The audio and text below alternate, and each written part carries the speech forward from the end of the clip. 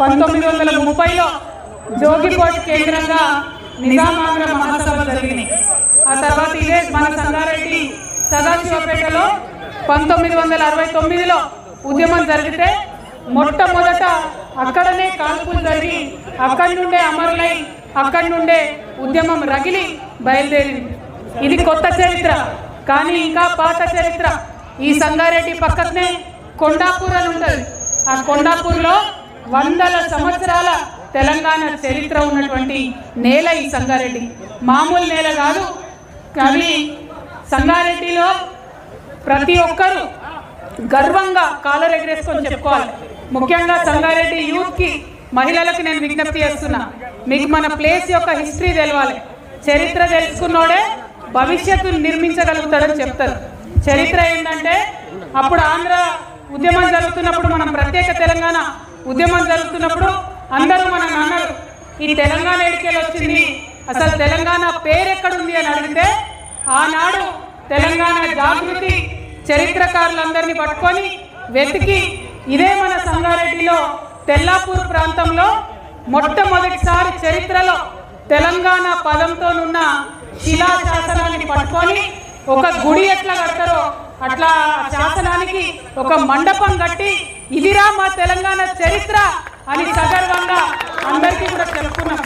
అందుకే అంటున్నా, సంగారెడ్డి అంటే ఆసామాసి కాదు. సంగారెడ్డి అంటే చాలా చరిత్ర ఉన్నటువంటి ప్రదేశం. మరి అటువంటి సంగారెడ్డిలో పుట్టినందుకు మీరు ఇవాళ మీతో పాటు ఇక్కడ తెలంగాణ రక్షణ సేన జెండా ఎగిరేస్తున్నందుకు నేను సంగారెడ్డి నేల తల్లికి శిరస్సు వంచి నమస్కారాలు తెలియజేస్తున్నా, ప్రణమిల్లుతున్నా. మరి ఇటువంటి సంగారెడ్డిలో పుట్టినటువంటి మనం ఎట్లా ఉండాలి? టైగర్ రేఖ ఉండాలి. మన హక్కుల కోసం, మన ప్రజల కోసం, మన ఉద్యోగాల కోసం, మన వనరుల కోసం, మనకు రావాల్సిన ప్రతి ఒక్క అంశం కోసం పిడికిలు బిగించి కొట్లాడడానికి సిద్ధంగా ఉండాలి. మరి ఇవాళ అట్లా కొత్తగా మీతో పాటు కలిసి కొట్లాడతామని తెలంగాణ రక్షణ సేనను ముందుండి నడిపించడానికి మాజీ జిల్లా పరిషత్ చైర్మన్ గారు బాలయ్య గారు ఇవాళ ఇక్కడికి వచ్చినారు. వారు సంగారెడ్డి జిల్లా ఇన్ఛార్జ్గా ఉన్నారు. వారి నాయకత్వంలో ఈ కార్యక్రమం ఏర్పాటు చేసుకున్నాం. మరి సంగారెడ్డి పట్టణంలో తమ్ముడు దయాకర్ రెడ్డి గారు, సంఘమిత్ర గారు ముందుండి ఇగో ఈ జెండా పట్టుకుంటాం, తెలంగాణను సమూలంగా మార్పు తెచ్చుకుంటామని చెప్పి ముందుగా వచ్చినటువంటి దయాకర్ రెడ్డి గారికి, సంఘమిత్ర దంపతులకు నేను అభినందనలు తెలియజేస్తున్నా. అట్లానే మా శ్రీనివాస్ రెడ్డి అన్న, ఆయన వచ్చి సంగారెడ్డిలో నేను ఖచ్చితంగా బలోపేతం చేస్తా పార్టీని అని చెప్పి వచ్చిన శ్రీనివాస్ రెడ్డి గారికి, ముందు నుండి తెలంగాణ జాగృతిలో ఉన్న మా శివశంకర్ పాటిల్ గారికి, అదేవిధంగా మా మురళీకృష్ణ అన్న గారికి, కరుణాకర్ గారికి, మరి నారాయణఖేడ్ నుండి వచ్చినటువంటి మా మల్శెట్టి బాపు గారికి, మా తమ్ముడు గణేష్ గారికి, నర్సాపూర్ గణేష్ గారికి, మెదక్ నుండి చేరినటువంటి బట్టి అజయ్ గారు, వారి సతీమణి గారు స్వాతి గారికి, అట్లానే అరవింద్ రెడ్డి గారికి, సుధాకర్ గారికి, అనేక మంది నవీన్ గారికి, అరుణ్ గారికి, అనేక మంది నాయకులు కార్యకర్తలు ఉన్నారు. వారందరికీ కూడా హృదయపూర్వకంగా నమస్కారాలు, అభినందనలు తెలియజేస్తున్నా. గోపాల్ రెడ్డి గారు మరి అందరూ కూడా కలిసి పనిచేస్తున్నారు. మీ అందరినీ నేను కోరేది ఒకటే, ఇవాళ తెలంగాణలో రకరకాల పార్టీలు ఉన్నాయి. బీజేపీ ఉంది, కాంగ్రెస్ ఉంది, భారత రాష్ట్ర సమితి ఉన్నది. మరి ఇంకో కొత్త పార్టీ ఏమవసరమని మీరు వెళ్ళినప్పుడు ప్రజలు మిమ్మల్ని అడుగుతారు. అడిగినప్పుడు మీరు ఒకటే చెప్పండి, ఎన్ని పార్టీలు ఉన్నా కూడా ఇవాళ ఎవరినన్నా పిల్లల్ని చదివించుకుందామంటే, ప్రైవేట్ స్కూల్కి పోదామంటే ఫీజులు కట్టలేని పరిస్థితిలో పేద మధ్యతరగతి వాళ్ళు ఉన్నారు. సర్కార్ స్కూల్కి పోదామంటే స్కూల్ ఉంటే టీచర్ ఉండదు, టీచర్ ఉండే బల్పం ఉండదు అన్నటువంటి పరిస్థితి సర్కార్ స్కూళ్ళలో ఉన్నది. మరి ఎట్లా చదివించుకోవాలి పేదవాళ్ళు పిల్లల్ని? 3 పార్టీలు ఉన్నాయి, కరెక్టే. 30 ఏళ్ల నుంచి రాజ్యం వెళ్తున్నారు, కరెక్టే. కానీ పిల్లలు చదువుకోవాలంటే అవకాశం ఇవ్వనటువంటి పార్టీలు ఉండి లేవేందుకు? అందుకే ఇవాళ తెలంగాణలో ఒక కొత్త రాజకీయ శక్తి రావాలనే మీ ఆడబిడ్డగా మీ పిల్లల చదువుల బాధ్యతలను నేను తీసుకుంటా అని చెప్పి ఇవాళ తెలంగాణ రక్షణ సేన పెట్టుకొని మీ ముందుకు రావడం జరిగింది. అదేవిధంగా ఇవాళ ఇన్ని పార్టీలు ఉన్నాయి, ఇంతమంది పెద్ద పెద్ద నాయకులు ఉన్నారు. కానీ ఎక్కడికన్నా ఒక ప్రైవేట్ హాస్పిటల్కి పోతే యాక్సిడెంట్ అయితే లక్షలు ఖర్చు అయితే ఏమొస్తున్నది ప్రభుత్వం నుంచి ఒకసారి ఆలోచించాలి. దవాఖానకు పోయేటట్టుందా సర్కారు దవాఖానకు? ఆడికి పోతే సూది ఉంటే దూది ఉండదు, దూది ఉంటే సూది ఉండదు. మరి సర్కారు దవాఖానలో అవకాశం ఇయ్యరు, ప్రైవేట్ దవాఖానకు పోదామంటే స్తోమత లేదు. ఏం చేయాలి తెలంగాణ ప్రజలు? ఆ పరిస్థితి మారాలంటే ఒక కొత్త రాజకీయ శక్తి, అది కూడా మీ ఆడబిడ్డ రావాలి. ఎందుకంటే ఒక తల్లికి తెలుస్తుంది బిడ్డ చదువుకోవాలంటే ఎంత తల్ల తిరుగుతుందో ఒక తల్లికి తెలుస్తుంది. నాకెవరికన్నా ఇంట్లో ఆరోగ్యం బాగాలేకపోతే ఎంత బాగుంటుందో ఆ ఇంటి ఆడబిడ్డకు తెలుస్తుంది. కాబట్టి ఇవాళ నేను ఒక అడుగు ముందుకేసిన, ఎవరి మీద నమ్మకంతో? మా తెలంగాణ ఆడబిడ్డల మీద నమ్మకంతో ఒక అడుగు ముందుకేసిన. ఇన్ని పెద్ద పార్టీలు ఉన్నాయి, తెలంగాణలో మార్పు రాలే.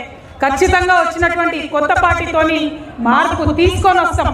ఇవాళ సంగారెడ్డిలో ఇంత చరిత్ర ఉన్న సంగారెడ్డిలో నేను మీ అందరికీ మాటిస్తున్నా, ఖచ్చితంగా రాబోయే ఎన్నికలలో టీఆర్ఎస్ పార్టీ అధికారంలోకి వస్తుంది. వచ్చిన తర్వాత మీకు ఉచిత విద్య ఉచిత వైద్యం ఇవ్వకపోతే, నన్ను ఉచిత విద్య ఉచిత వైద్యం ఇవ్వకపోతే ఇదే తెలంగాణ తెల్లాపూర్ శాసనం దగ్గర నన్ను కట్టేసి రాళ్లతో కొట్టానని కూడా మీకు చెప్తున్నా. ఎందుకంటే ఏదేదో స్టేట్మెంట్ కోసం చెప్తలేను, బాధతో చెప్తున్నా, దుఃఖంతో చెప్తున్నా.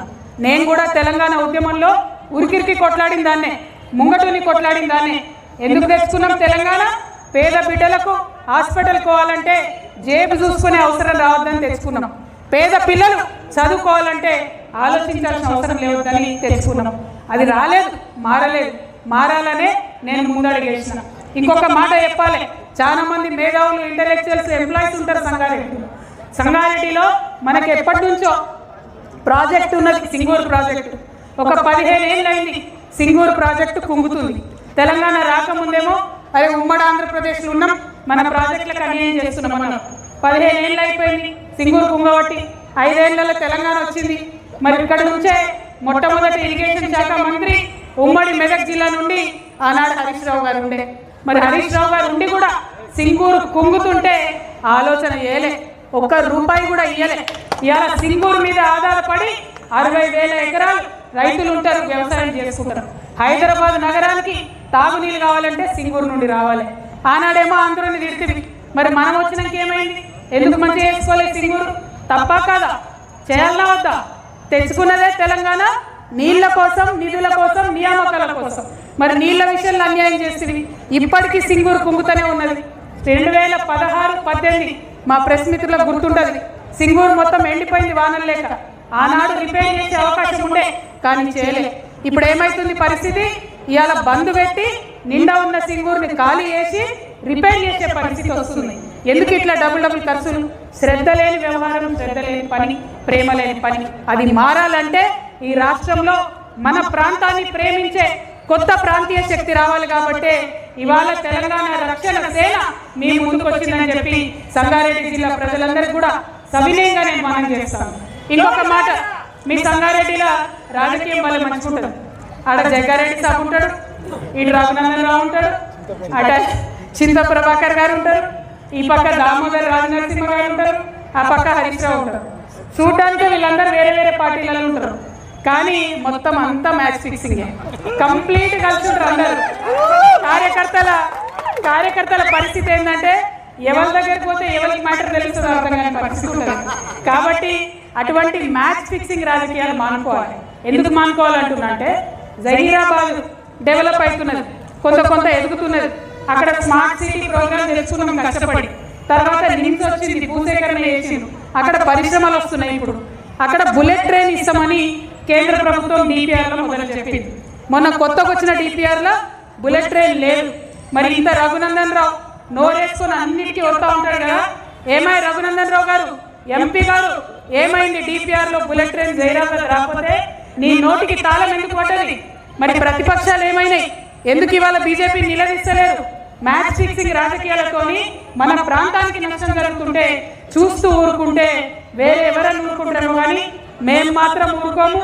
టీఆర్ఎస్ పార్టీ ఆధ్వర్యంలో ఖచ్చితంగా జహీరాబాద్లో బుల్లెట్ ట్రైన్ వచ్చేదాకా కూడా నిలదీస్తూనే ఉంటాం, కొట్లాడుతూనే ఉంటాం. అట్లనే పటాన్ చెరువుకు ఎంఎంటీఎస్ చేస్తామన్నారు ట్రైన్. ఎందుకంటే పటాన్ చెరువులంతా పాపం హైదరాబాద్లో ఎక్కువ పని చేసుకుంటారు. ట్రైన్ వస్తే పేదవాళ్ళకి సౌకర్యం ఉంటుంది. వస్తుందంటే ఇల్లు తీసుకుంటారు, పేదవాళ్ళని ఇంట్లోకి వెళ్ళి బయట వేసి కాంపెన్సేషన్ ఇవ్వలేదు, ఇంతవరకు కూడా ట్రైన్ రాలేదు. మరి దానికి జవాబుదారు ఎవరు? అడిగేటోళ్ళు ఎవరు? పటాన్చేరు ఎమ్మెల్యే ఉంటే ఏ పార్టీలు ఉన్నాడో ఎవరికి తెలియదు. సంగారెడ్డిలో ఒక పార్టీ ఎమ్మెల్యే గెలుస్తాడు, ఇంకో పార్టీ వాళ్ళు ఇనాగ్రేషన్ చేస్తారు. ఇక్కడ ఏం అర్థం కాదు. ఆందోళన మనకు మంత్రి పదవి వచ్చింది, రాక మంత్రి పదవి వచ్చింది ఆందోళన కానీ ఆనందపడదామంటే వాళ్ళ బామర్ది గారు సింగూరు కింద ఉన్న FTL లోపల ఉన్న 200 ఎకరాల ల్యాండ్ మంత్రి గారి యొక్క బావమర్ది గారు కబ్జా పెడుతున్నారు. ఎవరు అడగరు? హరీష్ రావు గారు అడగరు, జగ్గారెడ్డి గారు అడగరు, ఏ పార్టీలో అడగరు. అందరు కలిసి ఏంటంటే ప్రజలకు ఇవ్వాల్సిన ఇయ్యరు, వాళ్ళు మాత్రం రాజకీయంగా ఎదుగుతారు, ఆర్థికంగా ఎదుగుతారు. ఈ రాజకీయం సంగారెడ్డిలో మారాల్సిందే. ఖచ్చితంగా సంగారెడ్డిలో ఒక కొత్త ఒరవడి సృష్టిస్తాం, మంచి రాజకీయానికి మార్గం వేస్తాం. టిఆర్ఎస్ పార్టీ నుండి ఒక మాట ఇచ్చినాం, పాంచజన్యం 5 పథకాలతోని ప్రజల దగ్గరికి వస్తాం. మొదటిది ఉచిత విద్య. ప్రైవేట్ అయినా సరే మీ పిల్ల ఎంత చదువుకున్నా సరే మీ జేబులకెళ్ళి ₹1 ఖర్చు పెట్టకుండా చూసుకునే బాధ్యత నాది అని మాట ఇస్తా ఉన్నా. రెండవది ఉచిత వైద్యం. ఎన్ని లక్షలు ఖర్చు అయినా, ఎంత పెద్ద రోగం వచ్చినా మన తెలంగాణలో ఏ ప్రైవేట్ హాస్పిటల్కి మీరు పోయినా రాజాల లెక్క తీసుకుపోవాలి, వైద్యం చేయాలి, ఇంటికి పంపించాలి. మాట ఇస్తా ఉన్నాం, ఉచిత వైద్యం ఖచ్చితంగా ఇస్తాం. ఇక మూడవది వ్యవసాయం. ఇలా రైతన్నలు కల్లాల దగ్గర రైతులు కష్టాలు పడుతుంటే, గుండె ఆగిపోతుంటే అడిగేటటువంటి గుండె ధైర్యం ఏ ఒక్క నాయకుడు కూడా లేదు. చాలా ఇబ్బందులు పడుతున్న రైతులు, వారి ఇబ్బందులను తీర్చే విధంగా ముందుండి టిఆర్ఎస్ పార్టీ నాయకులను కొట్లాడతాం. రేపు మీ దయ వల్ల అధికారంలోకి వచ్చిన తర్వాత ప్రతి ఆఫీసులో, అది ఎంఆర్ఓ ఆఫీస్ అయినా కలెక్టర్ ఆఫీస్ అయినా, రైతుకు సపరేట్గా టేబుల్ ఉంటుంది, ఒక కౌంటర్ ఉంటుంది. అక్కడ పోయి సార్ మా వడ్లు కొంటలేరంటే జవాబుదారీగా ఉండేటటువంటి ప్రభుత్వం నడుస్తుందని కూడా మీకు తెలియజేస్తా ఉన్నా. ఇక 4వ అంశం, మా యువ మిత్రులకు, ఆడపిల్లలు మగపిల్లలు అందరూ చదువుకుంటున్నారు. ఇవాళ ఉద్యోగాలు చేసుకోలేని పరిస్థితి, వ్యాపారాలు పెట్టుకోలేని పరిస్థితి. మేము అధికారంలోకి రాగానే 4 లక్షల ఉద్యోగాలు ఒకటే నోటిఫికేషన్ మొదటి సంవత్సరమే ఇస్తామని హ్యాపీగా తెలియజేస్తున్నాం. అదేవిధంగా వ్యాపారాలు చేసుకోవాలనే పిల్లలకి 2 లక్షల నుంచి 20 కోట్ల వరకు కూడా బ్యాంకులతో సంబంధం లేకుండా డైరెక్ట్గా రుణం ప్రభుత్వం ఇస్తుంది. మీరు పెట్టుకునే వ్యాపారాలకు వెన్నుదన్నుగా మేము నిలుస్తామని సందర్భంగా తెలియజేస్తున్నాం. 5వది ఆఖరిది అతి ముఖ్యమైనది, సామాజిక న్యాయ తెలంగాణ సాధించాలి. ఇవాళ తెలంగాణ వస్తే సబ్బండ వర్గాలకు అధికారం వస్తుంది అనుకున్నాం. ఎస్సీలకైనా, ఎస్సీలకైనా, బీసీలకైనా అవకాశాలు వస్తాయి అనుకున్నాం. కానీ ఆ పరిస్థితి కనబడతలేదు. కాబట్టి ఖచ్చితంగా ఇవాళ మా రాజకీయ పార్టీల్లో పదవులు చూసుకుంటే ఎస్సీ, ఎస్టీ, బీసీలకే పెద్దపీట మేము వేస్తాం. రేపటి నాడు మా ప్రభుత్వంలో కూడా అన్ని వర్గాలను కలిపి గౌరవ మర్యాదలు ఉండేలాగా, పదవుల్లో ప్రాధాన్యత దక్కేలాగా ప్రయత్నం చేస్తామని చెప్పి మీ అందరికి కూడా నేను మాట ఇస్తా ఉన్నాను. మళ్ళీ ఒకటే మాట చెప్తున్నా, సంగారెడ్డిలో ఉన్న మ్యాచ్ ఫిక్సింగ్ రాజకీయం పోవాలి, మన పటాన్ చెరువులో ఉన్న పొల్యూషన్ పోవాలి, జహీరాబాద్లో ఉద్యోగాలు రావాలి, కానీ పొల్యూషన్ రాకూడదు, మంచి అవకాశాలు వచ్చే విధంగా ప్రయత్నం చేయాలి. మరి మాకు ఇక్కడ ఉన్న ఇవాళ కండువా వేసుకున్న టీఆర్ఎస్ నాయకులు అందరూ కూడా మొదటి జెండాతో మొదలుపెట్టినాం, మొదటి అడిగేసినాం.